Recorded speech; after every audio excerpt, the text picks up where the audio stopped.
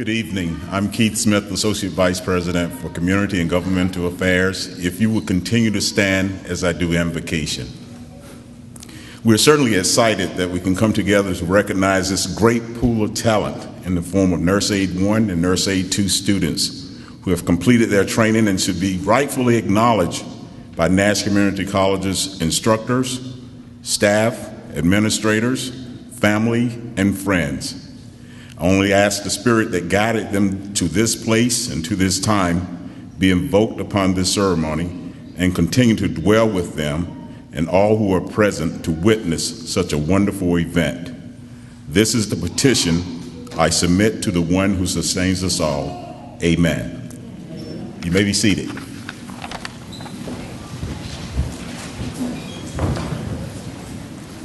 Thank you, Dr. Smith. Good evening, ladies and gentlemen. I'm Bill Carver, President of Nash Community College. It gives me a great deal of pleasure to be here tonight with you and with our students, now graduates of the Nurse Aide 2 program, and with the finest faculty in North Carolina. We pride ourselves not only on our facilities, but our facilities are nothing without the instructional talent that helps you get through these programs. So on behalf of the board, the faculty, staff, and most importantly the students, I welcome you to our campus. And let me just say some things about facilities, and I'll do a little bit of an advertisement. Students, I hope you found our facilities adequate. I know you found our instructional talent adequate. That's a given. But our facilities, ladies and gentlemen, in about 500 days, some of you, anybody take the new road into campus tonight? Nobody took the new road? The roundabout with the new road? Thank you, sir. Got one guy there. In about 500 days, when you come in on that road, if you will, we'll have a brand new facility on our campus. Some of you may have voted for that facility a few months ago when we had the bond referendum. I am pleased to announce that next week we'll open bids for that building and we will have even greater facilities. We invite you back, students, to take a look at them when we've completed that. So we're excited about what's going on at Nash Community College. We celebrate the beginning of a semester. Their semester has concluded just a little bit ago, but I think some of them have re-enrolled already. We got anybody re-enrolled already? Hey, look at those hands. See there? Your work continues just like our work continues. Got my friend Leslie Hall with us this evening. Thank you, Leslie, for coming out again. Once again, we couldn't do this program. We couldn't do our health programs without our fine partners at Nash General, Nash Healthcare Systems. They've supported our programs loyally through the years, and thank you, Leslie, for all of your support.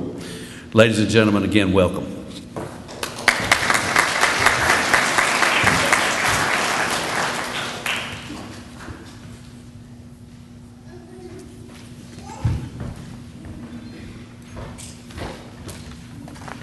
Good evening.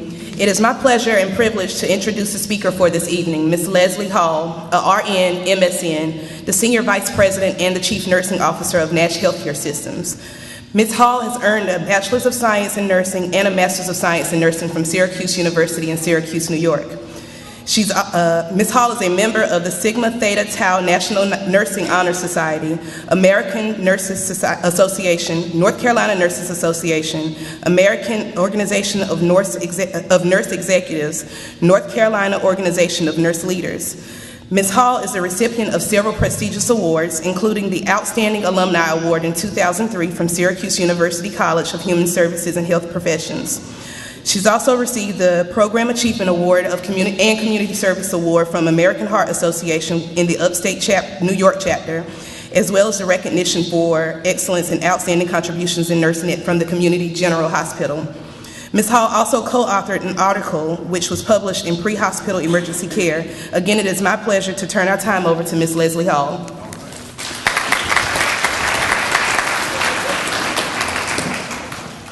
Good evening, and thank you very much for allowing me to celebrate this occasion with you. And I want to start by saying congratulations, all of you. You have earned the right to call yourself nurse assistant. And like many of you, I started my career as a nurse assistant. And then I went on to become an LPN, and finally an RN. And then it took me 12 years to get my master's degree as a nurse.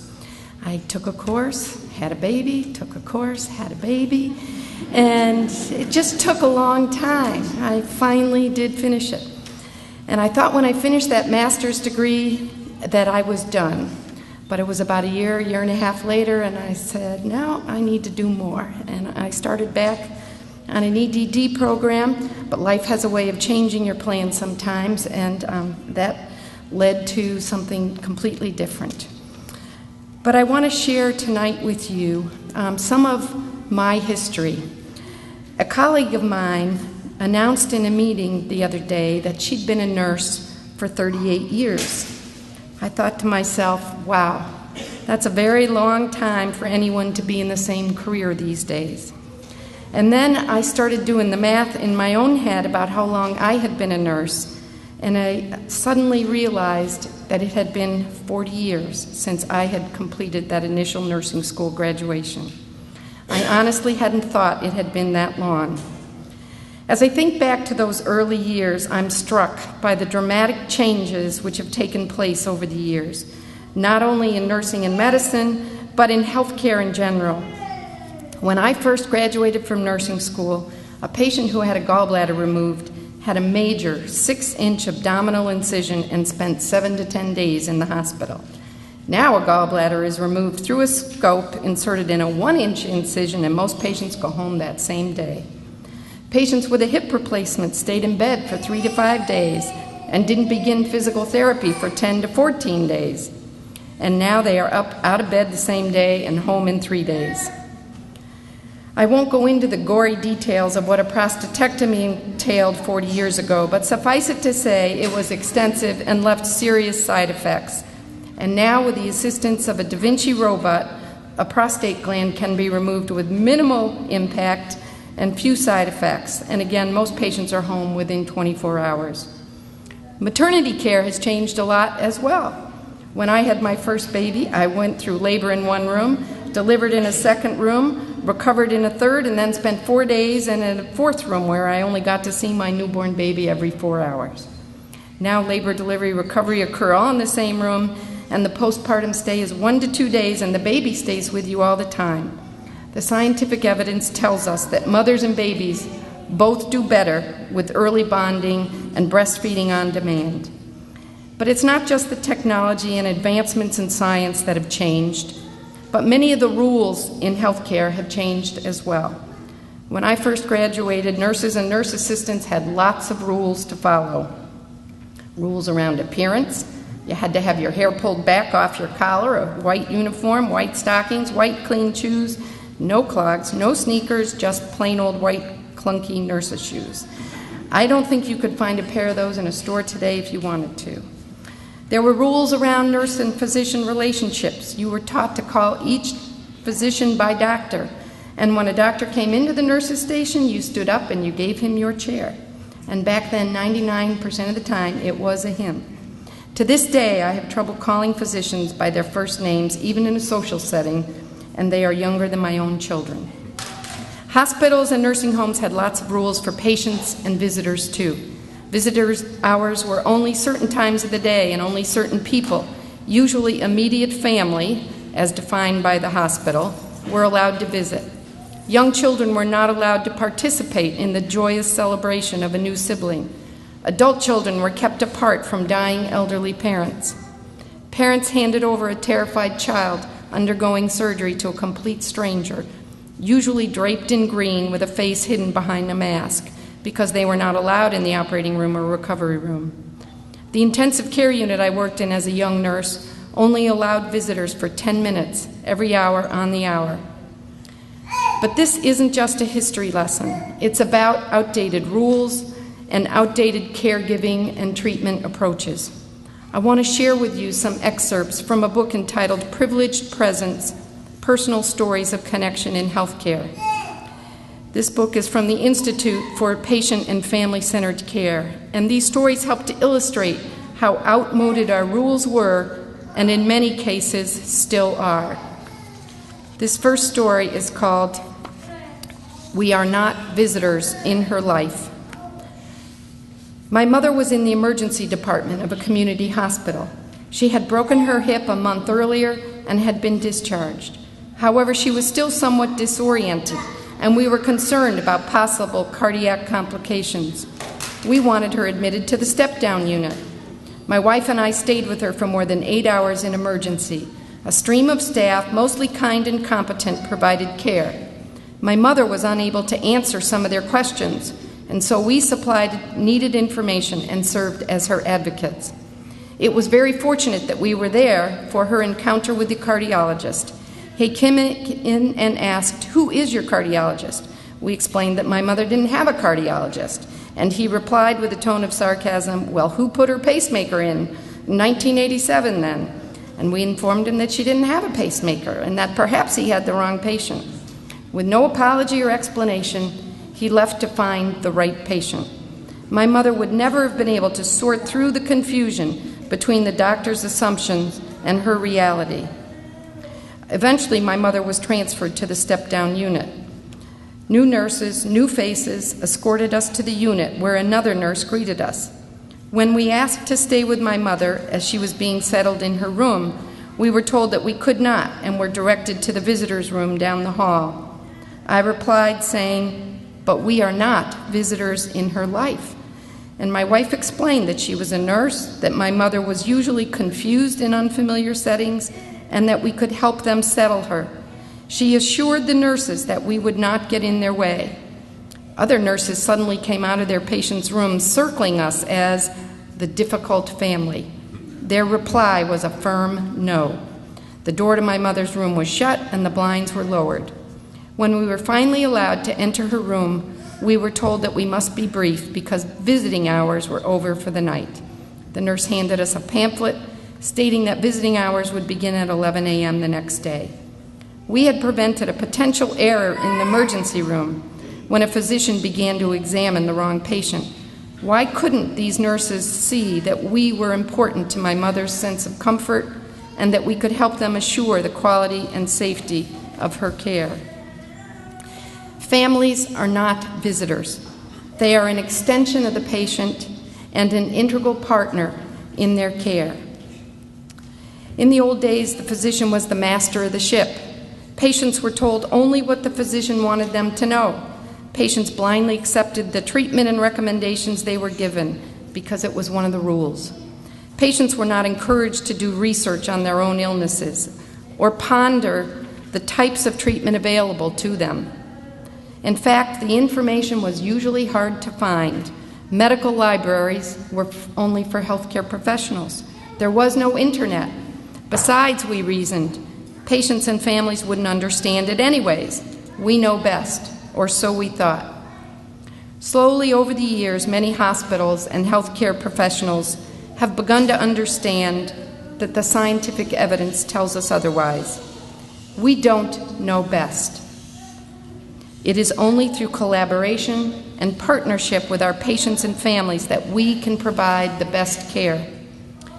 The Institute for Patient and Family-Centered Care is a nonprofit organization and was founded in 1992.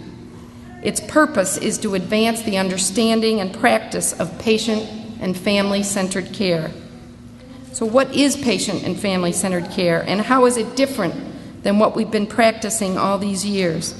And more importantly, what does it mean for us as healthcare providers? The first core concept of patient and family-centered care is dignity and respect. And this short little story illustrates dignity and respect. It's called Within a Single Day. Within a single day, I saw some of the best and the worst of current practice. My mother-in-law and I were accompanying my father-in-law to consultations with two different pulmonary oncologists. For the first visit, the three of us were taken into a room with 4 stretchers and only curtains for privacy. My 80-year-old father-in-law was asked to sit on the edge of a stretcher with his legs dangling over the side. There was a chair for my mother-in-law, but I stood. When the doctor finally arrived, he did not acknowledge my mother-in-law or me. He spoke directly to my father-in-law, saying, "I talk quietly, so you'll have to turn up your hearing aid." With barely a pause, he continued saying, "I've looked at the test results. You have a cancer that won't respond to treatment. "There's nothing we can do for you." He basically left us with no hope. He conveyed no feelings or concern for our experience. He didn't ask us if we had any questions. It was as though my father-in-law was merely an irritating negative test result in his busy day. The doctor walked out, leaving the three of us alone and stunned. The afternoon encounter was another story altogether. The second doctor invited the three of us into a room with comfortable chairs, asked everyone to sit, and spoke to each of us by name, making sure he understood how we were all connected to my father-in-law. In essence, he had the same message as the morning doctor, but he delivered it differently. He was clear about there being no further curative interventions, but was also clear about saying, "I want to work with you. How can I be most helpful?" He answered our questions and engaged us all in discussion. We did not feel alone, and even better, we felt we were part of a team. I was struck by the differences between these two experiences in the same day. While the diagnosis was still awful, there was a sense of caring and compassion offered by the afternoon doctor that made us feel supported and encouraged us to believe that we could cope. The second principle of patient and family-centered care is information sharing. This principle asserts that healthcare practitioners communicate and share complete and unbiased information with patients and families in ways that are affirming and useful. Patients and families need to receive timely, complete, and accurate information in order to effectively participate in their care and decision-making. Patients need to be partners in their care, and to do what they have to do, they have to know everything: what their illness is, what's being done for it, why it's being done, what their medications are, what side effects to watch out for, and what to expect over the course of their illness. The third principle is participation. Patients and families are encouraged to support and participate in care and decision-making at the level they choose. This is dignity and respect, and participation taking into account an 87-year-old patient's wishes for end-of-life care and supporting the family in honoring them. The fourth and final principle is collaboration. Patients and families, healthcare practitioners, and healthcare leaders collaborate in policy and program development. They participate in new building design and in professional education, as well as in the delivery of care. This is about leaders like me of healthcare institutions putting patients and families at the center of our world, involving them in virtually every aspect of our daily operations. As new nurse assistants, you will be confronted by many new rules, no matter what organization you work in. Some of these rules will make sense to you, and some will not. But I encourage you to adopt these new rules that I have for you with your patients and your families. Rule number 1, always introduce yourself. Names are a way of connecting with people. Tell them your name. Ask them what name they want to be called by. Find out who they are as a person. Find out who they are as a family. Who do they consider their family? And find out who they see and define as their family. Family is defined by the patient, not us. Rule number 2, listen to your patients and their families. It sounds so simple, but so often we do all the talking. We think we know best. But patients and families can help you figure out what's going on and sometimes keep you out of trouble. I ask you every time you come in contact with a patient or family member, ask them this question: what is the most important thing I can do for you today? And they will tell you, and that's the quickest and easiest way to help get to what a patient really needs and wants. Rule number 3, share information with your patients and families, and share the information at a level which they can understand. Take time to explain things and ask if they have questions. And be honest. Honest, compassionate information helps people to cope and allows them to be an equal partner in decision-making. Rule number 4, apologize if things don't go right. Say, I'm sorry. I'm sorry you had to wait so long. I'm sorry I couldn't bring this lunch to you on time.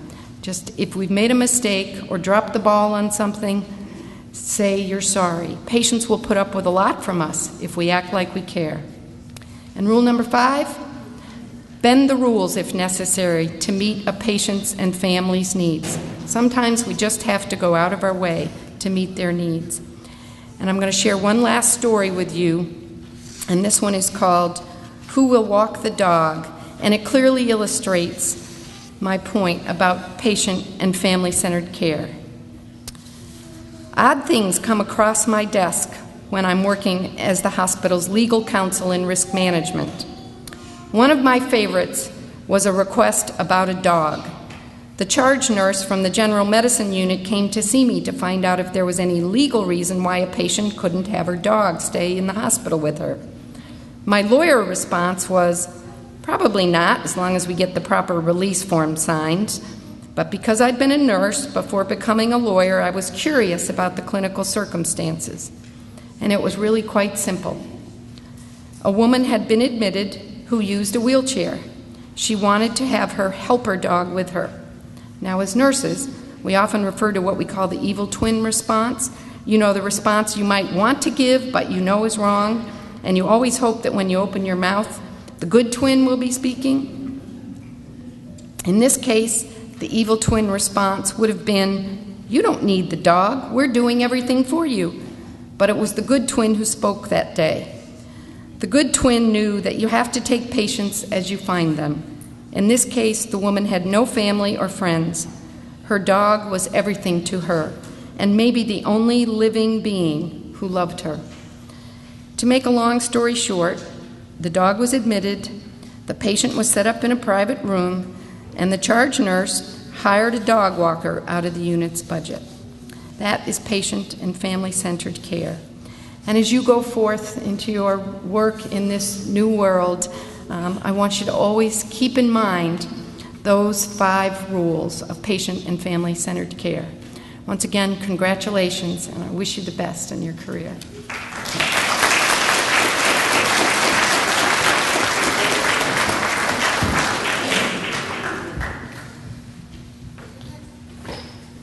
Thank you so much. We're here tonight to recognize the graduates. I always love to look out at the sea of happy faces, because when I'm in front of a class, I am not always looking at a sea of happy faces. Sometimes I'm looking at a sea of perplexed faces, irritated faces, questioning faces, but not always happy faces. So it's good to see you get to this point where I'm looking out at a sea of happy faces. Before we recognize the graduates, I have to recognize my staff. Dr. Carver already mentioned the fact that we have the best instructors. I'm the program coordinator for the Nurse Aide program, and that would mean absolutely nothing without the wonderful instructors that we have. So if I can get my instructors to stand up here, please, ladies. And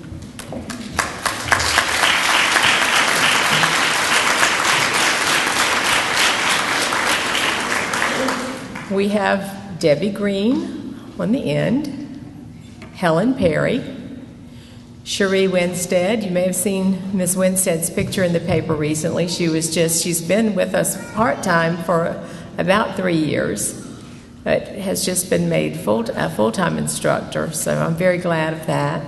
And on the stage with me is Jennifer Stevenson. I know the program says Faye Figluski, but Ms. Figluski couldn't make it this evening. She had a grandchild with a birthday, so that trumps Nurse Aide. But thank you so much to our staff, and if you could give them a round of thank you.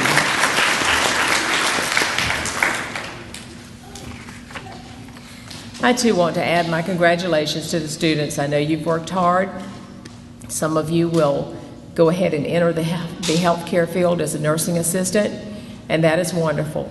I can tell you when I was working on a unit, when I went to work, the beginning of my shift, the first thing I looked at was to see what hall I had been assigned to. The second thing I looked at was to see what nursing assistants I was working with.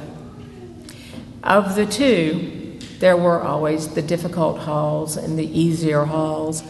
But of those two things, the thing that made the most difference in how my evening was going to go or my day was going to go was what nursing assistants I was assigned to work with. Because I looked down at that roster sometimes and said, yes, this is going to be a good shift.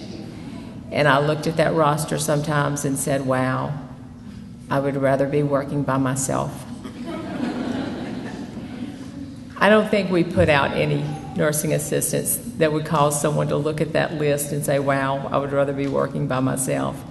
Our students have a wonderful reputation, and we're always so proud of you when you go out in the community. We know that you'll represent us well. If we could get the graduates to come up here, line up, so we can present you with your certificates.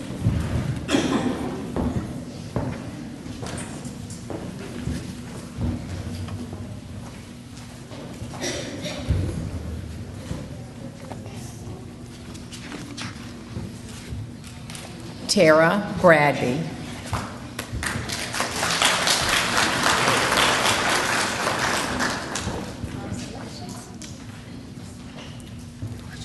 Kimberly Brooks.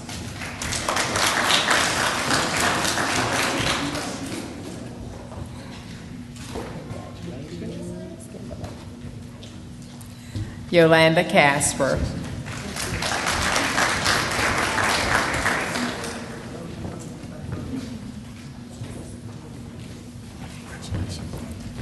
Brittany Clark.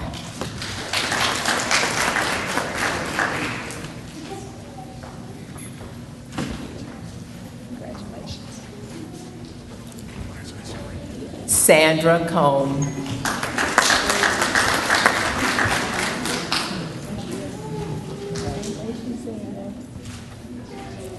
Chelsea Copeland.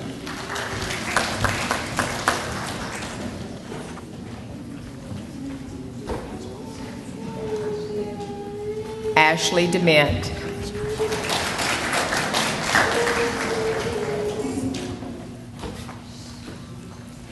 Amber Edwards. A slow on the draw there, sorry. Megan Ezel.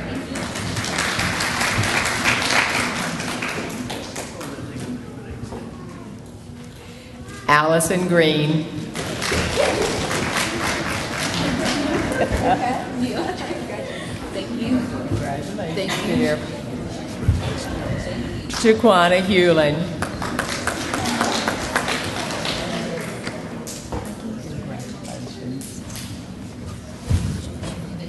Maggie Hopkins.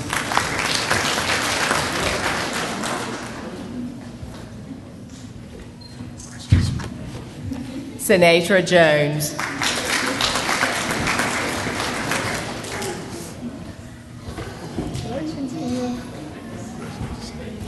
Destiny Macon.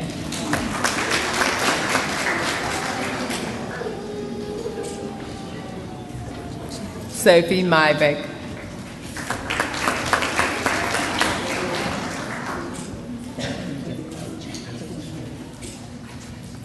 Jolynn Melton.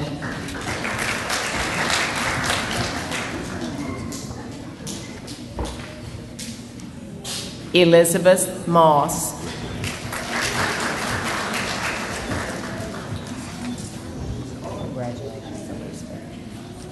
Jasmine Neal.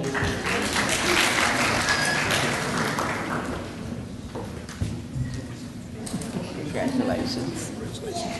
Sheena Nicholson.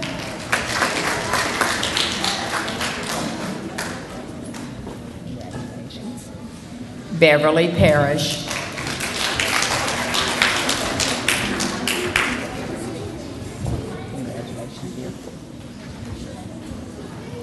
Ashley Pendergrass.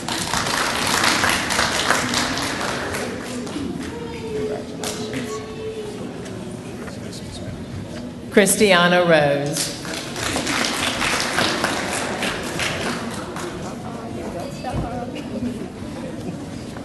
Brandon Strayer.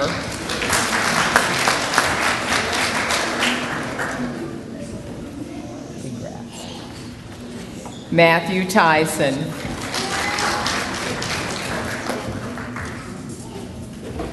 Always a little different, but we love him anyway.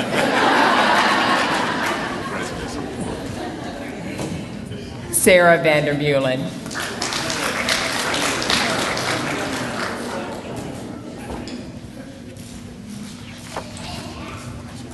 Rachel Walker.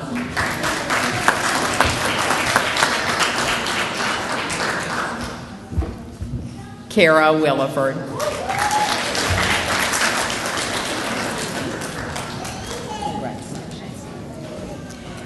We have a few Nurse Aide 2 graduates with us tonight. If you'll come forward, please. These ladies have completed the Nurse Aide 1 course and also completed the Nurse Aide 2. Nurse Aide 2s, in addition to doing Nurse Aide 1 tasks, can do some of the actual nursing skills.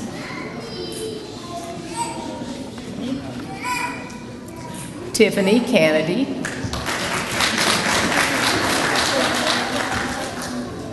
Congratulations, Tiffany. Sheila Davis.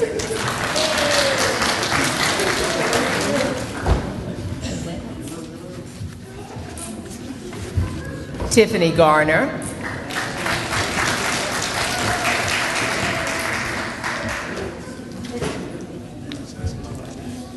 Joy Lawrence.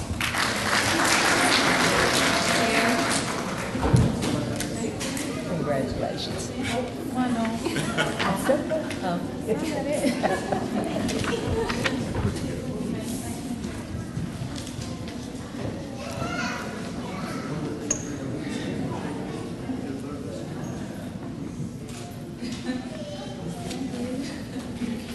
To the friends and family, we thank you for the support that you've given to our nursing assistant students as they've been in class. We know that you've babysat and you've fixed dinner and you've done all kinds of things to support them in their education, and we appreciate all that you've done for them as well.